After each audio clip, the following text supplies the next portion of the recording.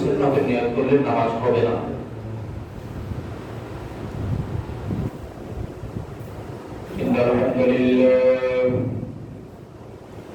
الحمد لله نحمده ونستعينه ونستغفره ونعوذ بالله من شرور أنفسنا ومن سيئات أعمالنا من يهده الله فلا مضل له ومن يضلله فلا هادي له ونشهد أن لا إله إلا الله وحده لا شريك له ونشهد أن سيدنا وسندنا وحبيبنا وحبيب قلوب ربنا وطبيبنا وطبيب أرواحنا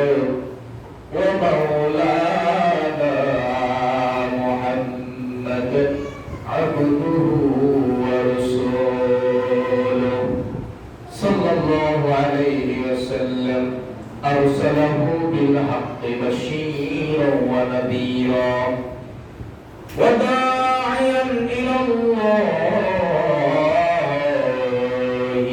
بإذنه وسراجا منيرا أما بعد فقد قال الله تعالى وتبارك في كلامه المجيد والفرقانه العظيم সকলে বলি আউযু বিল্লাহি মিনাশ শাইতানির রাজীম বিসমিল্লাহির রাহমানির রাহিম লাকাদ মান্নাল্লাহু আলাল মুমিনিনা ইয বা'আসা ফীহিম রাসূলান মিন أنفسهم يتلو عليهم آياته ويزكيهم ويعلمهم الكتاب والحكمة وإن كانوا من قبل لفي ضلال مبين صدق الله العظيم وصدق رسوله النبي الكريم ونحن على ذلك من الشاهدين والشاكرين والحمد لله رب العالمين قال رسول الله صلى الله عليه وسلم ما صلى علي صلاة واحدة صلى الله عليه 10 صلوات وحطت عنه 10 خطيئة ورفع له 10 درجات رواه النسائي وقال تعالى في شان حبيبه إن الله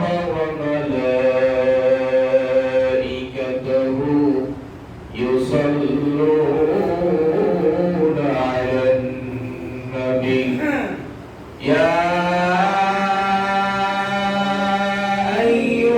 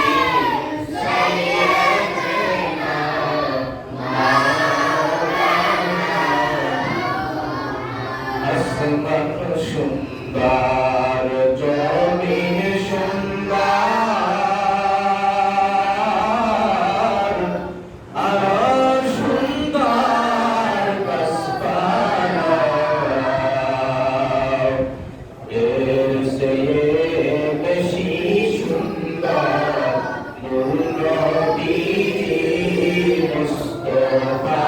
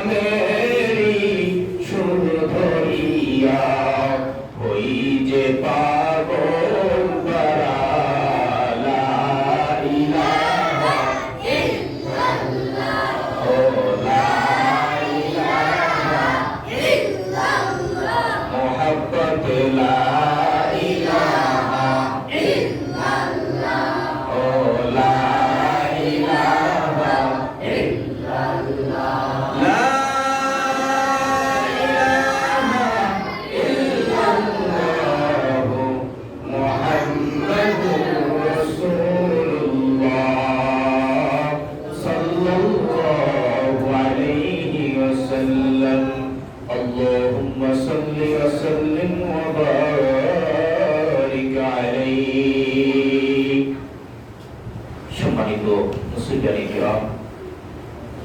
সম্মানিত যুবক বন্ধুরা, সম্মানিত মহান আল্লাহর ঘরের মেহমান, সকলে আমরা মহান প্রভুর দরবারে শুকরিয়া আদায় করি যে মহান আল্লাহ তাআলা আজকে আমাদেরকে পবিত্র জুমার নামাজ আদায় করার জন্য সুযোগ করে দিয়েছেন। মহান আল্লাহ সুবহানাহু ওয়া তাআলা আপনাকে আমাকে ফিতনার জমানায় কত মানুষ আল্লাহ ইবাদত ভুলে দুনিয়ার ব্যস্ততায় তারা সময় কাটাচ্ছে, কিন্তু আমাদেরকে আল্লাহ তাআলা অতি ভালোবেসে পছন্দ করে হায়াত দিয়ে তৌফিক দিয়ে দুনিয়ার ব্যস্ততা ফেলে রেখে মহান আল্লাহ তাআলা হুকুম পালন করার জন্য আপনাকে আমাকে আল্লাহর ঘর সানি কাবায় হাজির করেছেন। এই জন্য প্রত্যেকেই দিল মন উজাড় করে, হৃদয়ের আবেগ অনুভূতিকে উজাড় করে মহান প্রভুর দরবারে আন্তরিকতার সাথে সুউচ্চ কণ্ঠে কালিমাতুশ শুকর আদায় করে সকলে বলি আলহামদুলিল্লাহ, আর জোরে বলি আলহামদুলিল্লাহ। আমরা মসজিদে আসতে পেরে খুশি না বেজার? খুশি। কম না বেশি? যদি বেশি খুশি হয়ে থাকি আরো সুউচ্চ কণ্ঠে কালিমাতুশ শুকর আদায় করি সকলে বলি আলহামদুলিল্লাহ। সম্মানিত হাজিরিন, জিলহজ মাসের আজকে তৃতীয় জুমা, একের পরে এক দিন চলে যাচ্ছে, হায়াত ফুরাইয়া যাচ্ছে, আর বিশেষ করে আল্লাহ তাআলা যে আমাদের জন্য যে নির্ধারিত একটা হায়াত আমরা আল্লাহর দরবার থেকে যে নিয়ে আসছিলাম, সেই হায়াত আমাদের কাছ থেকে পর্যায়ক্রমে বিদায় নিয়ে যাচ্ছে, ঠিক কিনা? তো বছরের 12টি মাসের ভিতরে আরবি 12টি মাস রয়েছে, সেই 12টি মাসের লাস্টের মাস হলো এই জিলহজ মাস। এই জিলহজ মাস বিদায় লগ্নে সামনে আসতেছে মুহররম মাস। যাই হোক, আজকে তৃতীয় জুমায় আলোচ্য বিষয় হলো নবীজির প্রতি দরুদের ফজিলত। কথা না বলি, আওয়াজ না করি, সামনের কাতার পূরণ করি, যারা পিছনে আছেন সামনে আসেন, সামনের খালি জায়গাগুলো পূরণ করি। শয়তানকে জায়গা দিব না, শয়তান যেন স্থান না নেয়, এই জন্য আমরা সকলেই ফাঁকা জায়গাগুলো বন্ধ করে বসি। সম্মানিত হাজিরিন, আজকের আলোচ্য বিষয় হলো দরুদের ফজিলত। দরুদ পড়লে কি লাভ আর দরুদ না পড়লে কি ক্ষতি, এই প্রসঙ্গে আলোচনা। মহান আল্লাহ সুবহানাহু ওয়া তাআলা পবিত্র কালামে পাকে ঘোষণা করেছেন, ইন্নাল্লাহা ওয়া মালাইকাতাহু ইউসাল্লুনা আলান নবী ইয়া আইয়ুহাল্লাযীনা আমানু সাল্লু আলাইহি ওয়া সাল্লিমু তাসলিমা। সকলে সুবহানাল্লাহ। এই আয়াতকে ইঙ্গিত করে আল্লাহ তাআলা এই আয়াতে কি বলেন শুনুন, ইয়া আইয়ুহাল্লাযীনা আমানু, এর আগে হলো ইন্নাল্লাহা ওয়া মালাইকাতাহু ইউসাল্লুনা আলান নবী। ইন্নাল্লাহা ওয়া মালাইকাতাহু ইউসাল্লুনা আলান নবী, এই ইউসাল্লু দ্বারা অনেকে বলে নামাজের কথা। নবীর প্রতি সালাত ও সালাম, সালাত ও সালাম, এই সালাত দ্বারা বলা বোঝানো হয়েছে নামাজ। অনেকে বলে নবীর প্রতি কি নামাজ পড়া যায় না, নবীর প্রতি সালাত দ্বারা সম্বোধন করা হয়। সালাত এর আবিধানিক অর্থ, সালাতের মেন অর্থই হলো যে আপনার একটা হুকুম পালন করা, এর অর্থ হলো ধারাবাহিক অর্থ হলো আদেশ পালন করা। যাই হোক, এখানে বলা হয়েছে সালাত এবং সালাম। আর আল্লাহ তাআলা দেখেন মুমিন বান্দাদেরকে উদ্দেশ্য করে যে নামাজের কথা, নামাজের হুকুম কোরআনে বলেছেন, সেই নামাজ কি আল্লাহ তাআলা পড়ে? সকলে বলি, আল্লাহ তাআলা কি নামাজ পড়ে? না। বোঝা যায় মনে হয় আল্লাহ তাআলা নামাজ পড়েন? নামাজ পড়েন না। ফেরেশতারা নামাজ পড়ে? ফেরেশতারা পড়েনি? পড়ে না। তাদের আল্লাহ তাআলা যখন যে হুকুম করে তখনই তারা ওই হুকুমটা কি পালন করে। আর আল্লাহ তাআলা মুমিনদের প্রতি নামাজ পড়ার হুকুম করছে, এজন্য মুমিনরা নামাজ পড়ে, ঠিক কি না? যেহেতু আল্লাহ তাআলা নামাজ পড়েন না, কিন্তু হুকুম করছে নামাজ পড়ো। আর এই আয়াতে আল্লাহ তাআলা বলেন কি, যে নবীর প্রতি দরুদ ও সালাম পড়ো। এখন আল্লাহ তাআলা বলেন তোমরা পড়বে না কেন?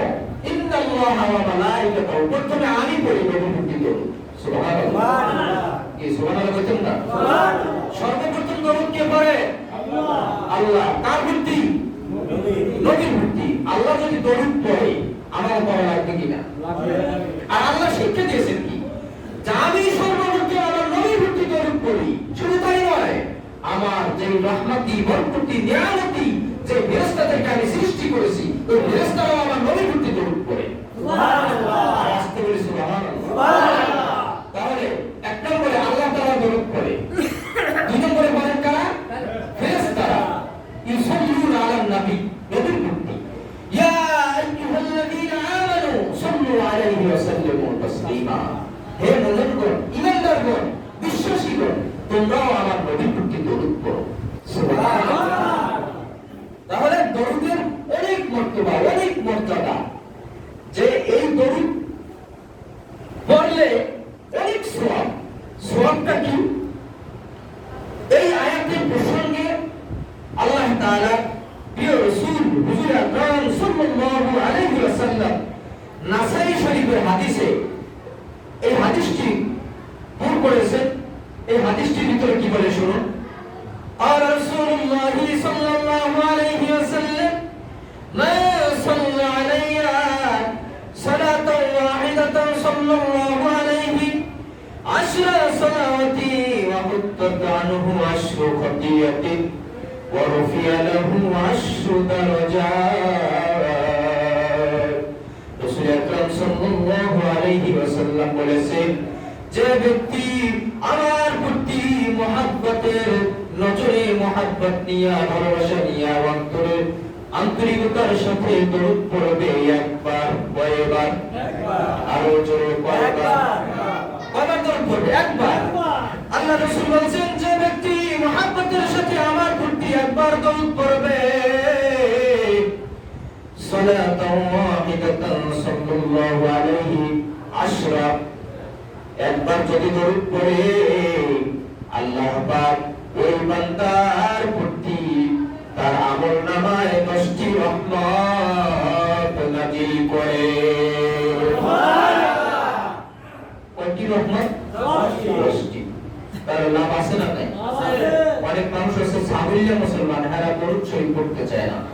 অনেক সময় দেখা গেছে মিলাদে হোক, যে কোনো দোয়া মজলিস হোক, হুজুরে দরুদ পড়ে, হ্যাঁ, অন্যান্য মানুষের চুপ করে বই দিছে, আর দরুদে মানে মিলাদে অংশগ্রহণ করে লিখতে হয়, এটা মনে করে না। না, হুজুরে দরুদ পড়বে, আমরা বলে থাকবো, এটা চলবে না। দরুদ পড়তে হবে আমি যেমনি ভাবে নবীর উম্মত, হ্যাঁ, একজন আলেম সেও নবীর উম্মত, ঠিক কি না? সওয়াবের ন্যায়তে মুহাব্বতের কারণে আমরা দরুদ পড়ব নবীর প্রতি, ঠিক কি না? এই জন্য অনেকের মুখে কষ্ট লাগে বসে থাকে যে না না, হুজুরের কাম হুজুরে তো করতেই আছে, তা হুজুরের কাজ করে হুজুরে সওয়াব পাইবো, আমি তো পাইতেন না। এই জন্য প্রত্যেকেই যখনই দরুদ পড়া হয় নবীর প্রতি, সামনে হাদিস আসতেছে যে যদি চুপ করে বসে থাকে কি ক্ষতি, ওটা সামনে আসতেছে। তো বলছিলাম যে যদি কোনো ব্যক্তি একবার নবীর প্রতি দরুদ পড়ে মুহাব্বতের সাথে, আল্লাহ তাআলা ওই ব্যক্তির প্রতি মুহাব্বতের কারণে আল্লাহ তাআলা ওই মুহাব্বত জানাইয়া ওই ব্যক্তিকে 10টি রহমত নাযিল করে। সুবহানাল্লাহ। গেল এক। 2 নম্বরে বলেছেন সালাওয়াতু হুত্তাতু আনহু আশরু খতিয়াতিন ওয়া রুফিয়া লাহু আশরু দারাজাত। আর যে ব্যক্তি আল্লাহ তাআলা প্রিয় হাবিব হুজুর আকরাম সাল্লাল্লাহু আলাইহি ওয়াসাল্লামের প্রতি কোন বান্দা যদি মুহাব্বতের সাথে আন্তরিকতার সাথে একবার দরুদ পাঠ করে, ওই ব্যক্তিকে আল্লাহ তাআলা ওই ব্যক্তির আমলনামা থেকে 10টি গুনাহ মাফ করে দেয়। সুবহানাল্লাহ। এক নম্বর হলো আল্লাহ তাআলা রহমত নাযিল করে, 2 নম্বরে হলো গুনাহ মাফ করে। তাহলে দুইটা নিয়ামত পাইছি। 3 নম্বরে হলো যে ব্যক্তি আল্লাহ রাসূলের প্রতি ভালোবাসার কারণে মুহাব্বত নিয়ে একবার দরুদ ও সালাম পাঠাবে, ওই ব্যক্তিকে আল্লাহ তাআলা 10 স্থানে সম্মানিত করবে। সুবহানাল্লাহ। তার 10 স্থানে সম্মানিত করবে। এই 10 স্থানের ভিতরে কিয়ামতের কথা বলা হয়েছে। কিয়ামতের দিনও যে ব্যক্তি রাসূলের প্রতি ভালোবাসা ছিল, কিঞ্চিত পরিমাণ ভালোবাসা নিয়ে কিয়ামতের ময়দানে হাজির হবে, ওই ব্যক্তিকে আল্লাহ তাআলা কিয়ামতের দিনে সম্মানের আসনে আসন দান করবে। সুবহানাল্লাহ। তাহলে লাভ আছে না নাই? লাভ আছে। এই জন্য রাসূল আকরাম সাল্লাল্লাহু আলাইহি ওয়াসাল্লাম তিনি বেশি বেশি পরিমাণ দরুদ পড়তে বলছেন উম্মতদেরকে। অন্য এক জুমায় আমি আলোচনার ভিতরে বলছিলাম যে রাসূল আকরাম সাল্লাল্লাহু আলাইহি ওয়াসাল্লাম যখন কিয়ামতের ময়দানে তিনি উকিল হবেন আর হাকিম হবে আল্লাহ, কিয়ামতের ময়দানে নবী বিনে সুপারিশকারী কেউ করতে পারবে না, কেউ হবে না। কিয়ামতের দিন নবী বিনে সুপারিশকারী কেউ হবে না। কিয়ামতের দিন যখন কোন বান্দা নবীর উম্মত আমলনামা হালকা হয়ে যাবে, নেকির পাল্লা ভারী হয়ে, নেকির পাল্লা হালকা হবে, বদির পাল্লা ভারী হয়ে যাবে, জাহান্নাম ওয়াজিব হয়ে যাবে। যখনই ফেরেশতারা বঞ্চিত করে জাহান্নামের দিকে হাঁকাইয়া নিয়ে যাবে, তখনই নবী করিম সাল্লাল্লাহু আলাইহি ওয়াসাল্লাম, রহমতের নবী, মায়ার নবী, দয়ার নবী, রহমাতুল লিল আলামিন নবী, তখনই ওই মানুষদের সামনে দাঁড়াইয়া যাবে, আমার উম্মতদেরকে তোমরা কোথায় হাঁকাইয়া নিয়ে যাও। তখনই যখন দাঁড়াবে তখন বলবে ফেরেশতারা, ইয়া রাসূলুল্লাহ, আপনার উম্মতেরা তো জাহান্নামী হয়ে গেছে। তখন নবী করিম সাল্লাল্লাহু আলাইহি ওয়াসাল্লাম বলবে, হে ফেরেশতারা, তোমরা আবার আমার সামনে আমার উম্মতের আমলনামাটা আবার ওজন দাও। সুবহানাল্লাহ। দেখছেন নবী কত দয়াশীল হবে, কত মায়াশীল হবে, কত উম্মতের জন্য টান থাকবে কিয়ামতের দিন। সুবহানাল্লাহ। যখনই তিনি দাঁড়াবেন, আমার উম্মতের আমলনামার যত হিসাব আছে, ওজন আছে, আমার সামনে করো, দেখি আমার উম্মতের আমলনামাটা ভারী হয় না হালকা হয়, তখন ফেরেশতারা আবার পুনরায় সেই মিজানের পাল্লার কাছে যাবে। যাওয়ার পরে আবার হিসাব নিকাশের সেই মিজানের পাল্লায় আমলনামাটা রাখবে। রাখার পরে দেখবে আমলনামাটা হালকা হয়ে গেছে আর বদির পাল্লাটা ভারী হয়ে গেছে। সাথে সাথে নবীজি সাল্লাল্লাহু আলাইহি ওয়াসাল্লাম তার পকেট থেকে, তার শরীর মোবারক থেকে এক টুকরা জিনিস, এক টুকরা নেয়, ওই আমলনামার পাল্লায় দিয়ে দেওয়ার সাথে সাথে আমলনামার পাল্লাটা ভারী হয়ে যাবে আর বদির পাল্লাটা হালকা হয়ে যাবে। তখন উম্মত আশ্চর্য হয়ে যাবে, ইয়া রাসূলুল্লাহ, আমি তো জাহান্নামের আসামি, আমার তো জাহান্নাম ওয়াজিব হয়ে গেছে, আমি তো জাহান্নামের আসামি, আমার নেকির পাল্লা তো হালকা, বদির পাল্লা তো ভারী, তাহলে কি করে আমার নেকির পাল্লাটা ভারী হয়ে গেল? ইয়া রাসূলুল্লাহ, আপনি যদি মানে জবাব দেন তাহলে আমি খুশি হব। তখন নবীজি বলবেন, হে উম্মত, যখন দুনিয়ার বুকে জীবন দশায় আমার মহাব্বত নিয়ে তুই যতটুকু দরুদ পড়ছিলি, ওই দরুদের সওয়াবটা আমার কাছে জমা ছিল, ওই সওয়াবটা আমি আমানত করে রাখছি। কিয়ামতের দিন যেদিন দেখবো আমার উম্মত জাহান্নামী হয়ে যাবে, যখনই নেকির পাল্লাটা হালকা হয়ে যাবে, আমার কাছে যতটুকু নেক আছে ওই দরুদের ওই নেক দ্বারা আমার উম্মতকে আমি জান্নাতে নিয়ে যাব। নারায়ে তাকবীর, নারায়ে রিসালাত। আমরা নবীজির প্রতি দরুদ পড়ব কি পড়ব না? অবশ্যই পড়ব। এইজন্য নবী করিম সাল্লাল্লাহু আলাইহি ওয়াসাল্লাম অন্য এক হাদিসে বলেছেন, একদল ফেরেশতা দুনিয়ার বুকে রহমতের ফেরেশতা রাসূল আকরাম সাল্লাল্লাহু আলাইহি ওয়াসাল্লাম বলেন, আল্লাহ তাআলার তরফ থেকে রহমতের ফেরেশতা দুনিয়ার বুকে পাঠাইয়া দিয়েছেন শুধু একমাত্র রাসূলের ভালোবাসাটা দিয়ে। শুনুন, এই সামনের হাদিসে আছে, রাসূল আকরাম সাল্লাল্লাহু আলাইহি ওয়াসাল্লাম বলেছেন, ইন্না লিল্লাহি মালাইকাতিন সাইয়াহিনা ফিল আরদি ইউবাল্লিগুনানি মিন উম্মাতিস সালাম। রাওয়াহু তারামি শরীফের হাদিস। এই হাদিসটির ভিতরে রাসূল আকরাম সাল্লাল্লাহু আলাইহি ওয়াসাল্লাম বলেছেন, এক প্রকার রহমতের ফেরেশতা আল্লাহ তাআলা নবীজির ভালোবাসায় দুনিয়াতে পাঠাইছেন। দুনিয়ার ভিতরে কোন উম্মত নবীর প্রতি দরুদ ও সালাম দিয়েছে, তার নাম, তার বাবার নাম, তার দাদার নাম, কোন এলাকা থেকে নবীর প্রতি দরুদ পড়লো, পূর্ণ এক দৃষ্টি নবীজি সাল্লাল্লাহু আলাইহি ওয়াসাল্লামের সামনে হাজির করা হয়।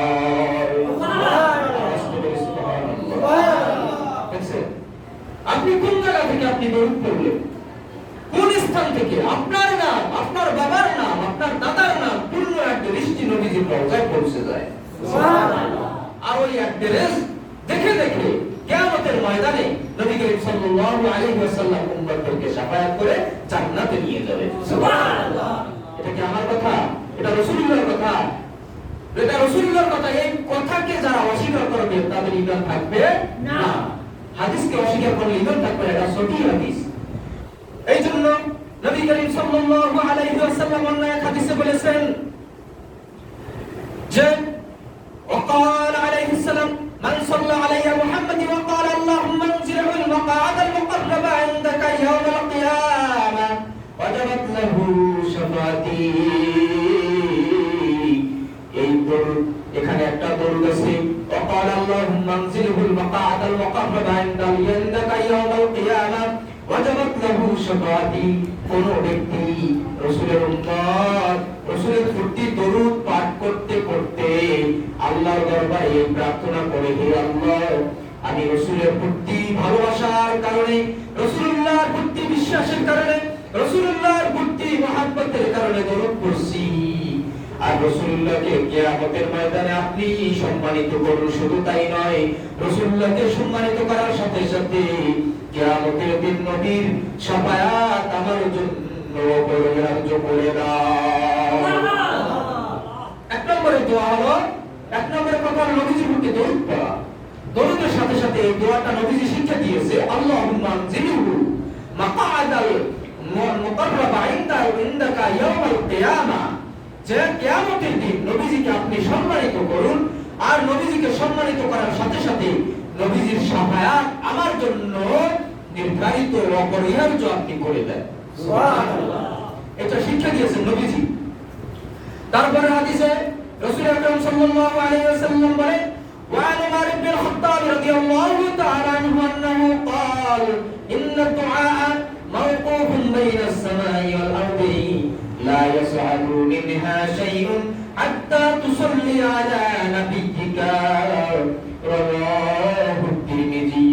এই হাদিসটি তিরমিজি শরীফের ভিতরে রয়েছে। এই হাদিসটি সহিহ হাদিস। এই হাদিসের ভিতরে হযরত ওমর ইবনে খাত্তাব রাদিয়াল্লাহু তাআলা আনহু হতে বর্ণিত, তিনি বলেন, নিশ্চয়ই রাসূল আকরাম সাল্লাল্লাহু আলাইহি ওয়াসাল্লাম বলেছেন, নিশ্চয়ই দোয়া আসমান ও জমিনের মধ্যস্থানে ঝুলন্ত অবস্থায় থেকে যায় যতক্ষণ পর্যন্ত রাহমাতুল লিল আলামিন নবীর প্রতি দরুদ পড়া না হয়। আপনি দোয়া করতেছেন, ওই দোয়ার ভিতরে যদি নবীর দরুদ না থাকে তাহলে ওই দোয়া আল্লাহর দরবারে পৌঁছে না। বিষয়টা ক্লিয়ার? এখন কি আমরা দরুদ পড়ব না ছাড়বো? পড়তে হবে, কারণ আমার দোয়া কবুল করাইতে হলে নবীর প্রতি দরুদ লাগবে। বিষয়টা ক্লিয়ার? অনেকে মানে ওই যে প্রথমে বলছিলাম, অনেকে মানে দরুদ পড়তেই জানে না, দরুদের প্রতি ভালোবাসা নাই। হ্যাঁ, এই জন্য এই হাদিসে বলা নবী কারীম সাল্লাল্লাহু আলাইহি ওয়াসাল্লাম তাগিদ দিয়ে বলছেন যে যে ব্যক্তি নবীর প্রতি দরুদ পড়ে দোয়া করবে না, তার দোয়া আসমান জমি এই মধ্য স্থানে ঝুলন্ত অবস্থায় থাকবে, আল্লাহর দরবারে যাবে না। এই জন্য কবিরা বলছে, আমল নামায় দরুদ শরীফ বেশি যার, আমার নবীজির সুপারিশ আগে তার। আরে আমল নামায় দরুদ শরীফ বেশি যার, আমার নবীজির সুপারিশ আগে তার। সুবহানাল্লাহ। যখন কিয়ামতের দিন হয়েছে বলছিলাম যে একটা টুকরা আমল নেক আমল নবীর কাছে জমা আছে, আপনি দরুদ পড়লে নবীর কাছে জমা হইবে, দরুদ না পড়লে নবীর কাছে জমা হবে না। আপনি যদি নবীর হন, নবী অবশ্যই আপনার জন্য সুপারিশ করবে। আর আপনি আমি যদি নবীর জন্য যদি না কাঁদি, নবীর প্রতি ভালোবাসা না থাকে, আমরা নবীর শাফায়াত পাবো না, সোজা হিসাব। এই জন্য আমরা হাদিসে বলেছে, লা ইউমিনু আহাদুকুম হাত্তা আকুনা হাব্বা ইলাইহি মিন ওয়ালিদিহি ওয়া ওয়ালাদিহি ওয়ান নাসি আজমাইন। তোমার আওলাদ পত্র, স্ত্রী, পরিবার, পরিজন, সন্তান, সন্ততির চাইতে, এমনকি তোমার জীবনের চাইতে নবীজিকে যতক্ষণ বেশি ভালোবাসতে না পারবা, ততক্ষণ কামেলে মুমিন ঈমানদার হইতে পারবা না। নবীজির কথা, ততক্ষণ কি ঈমানদার হওয়া যাবে না। এই জন্য আমরা প্রত্যেকেই চেষ্টা করব আল্লাহ রাসূলের প্রতি দরুদ পড়া। বেশি বেশি দরুদ পড়লে নবীজির জিয়ারত নসিব হয়। সুবহানাল্লাহ। এই জন্য মুহাদ্দিসিনে কিরাম, বড় বড় মুহাক্কিক আলেম যারা, তারা বলেছেন যে আপনি একটানা ফজরের পরে 100 বার, ইশারের পরে 100 বার, ইশারের পরে আপনি 100 বার দরুদ পড়তে পড়তে আপনি ঘুমিয়ে যান, তখন আপনার নবীর প্রতি মানে ভালোবাসা আসবে, মহব্বত আসবে, আর 1 নয় 2 নয় 40 দিনের ভিতরে হয়তোবা নবীজির দিদার আপনার নসিব হয়ে যেতে পারে। সুবহানাল্লাহ। মুহাক্কিক আলেম তারা এটা পরীক্ষা করছে যে সকালে 100 বার, ইশারের পরে 100 বার দরুদ শরীফ পড়তে পড়তে আপনি ঘুমিয়ে যান, দেখবেন একদিন না একদিন গভীর রাতে, গভীর রজনীতে আপনার সাথে নবীজির দিদার নসিব হয়ে যাবে। সুবহানাল্লাহ। এই জন্য আমরা যে তরিকার নিয়ামত তরিকার ভিতরে আছে, তরিকার ভিতরে ফজর এবং ইশারে 200 বার দরুদ আছে। এই দরুদ পড়লে নবীজির প্রতি ভালোবাসা থাকে। এমন এমন দরবার রয়েছে, এমন এমন তরিকা রয়েছে, তার ভিতরে দরুদ নাই। যেই দরবারে দরুদ নাই, ওই দরবারের মূল্য নাই।